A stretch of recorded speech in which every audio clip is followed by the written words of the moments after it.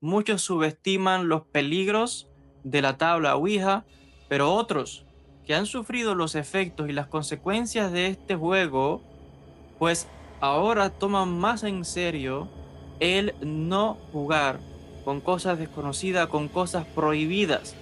La tabla Ouija, ya como dice su nombre, tabla, es una especie de, es como, bueno, algo cuadrado, rectangular, que tiene letras y números y las personas, pues, según el juego, pues intentan comunicarse con el mundo de los espíritus, con los muertos, pero el problema de todo esto es que muchos creen que es algo inofensivo, creen que es solamente un juego, que no es nada real, creen que, bueno, no va a pasar nada, hasta que comienzan a suceder una serie de sucesos paranormales en la vida de las personas que los lleva a arrepentirse de haber jugado con cosas ocultas, con energías desconocidas de mundos o de portales que se abren al mundo espiritual y la persona está dando acceso a su vida, a su casa, a su familia, a sus seres queridos, a entidades de estos mundos que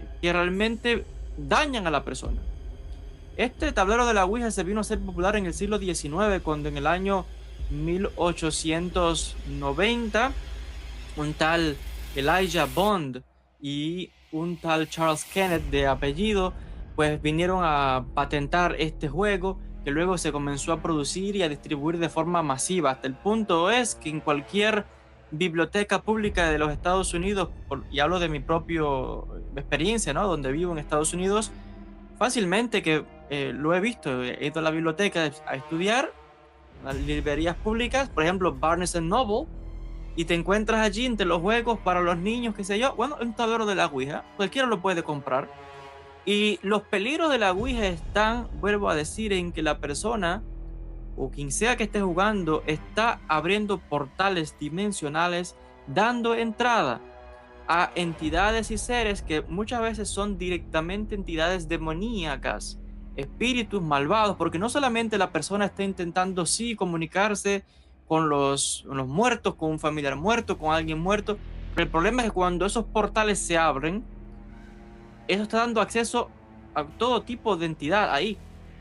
Entonces, ¿funciona la tabla Ouija? Sí funciona.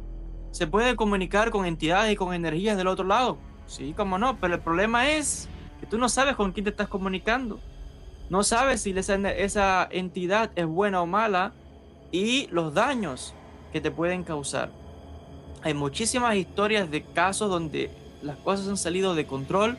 Hollywood incluso ha hecho ya muchas películas también porque es algo reconocido que ya en el mundo entero, en Estados Unidos, en Europa, donde quiera la gente pues tiene afición por lo paranormal, por lo desconocido.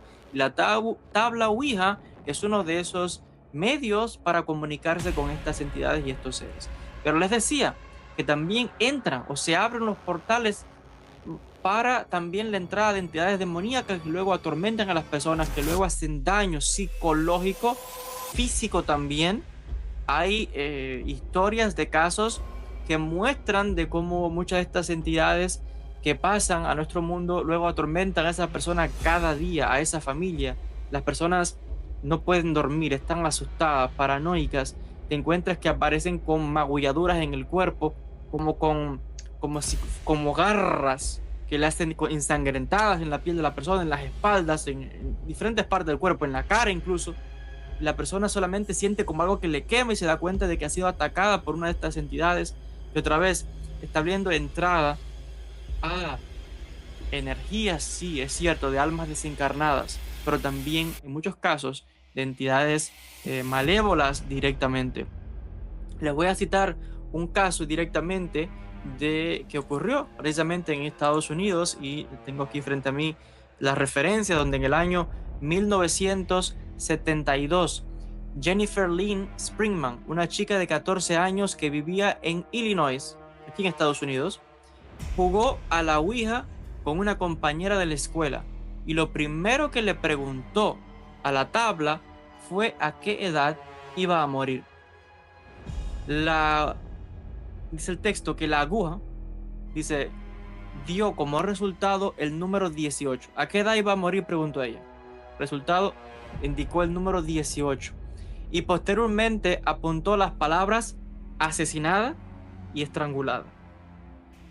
Dice esta historia que el 3 de octubre de 1973, 2 semanas antes de que esta chica, Lynn, cumpliera 18 años, la chica falleció a manos de un estrangulador que jamás fue capturado.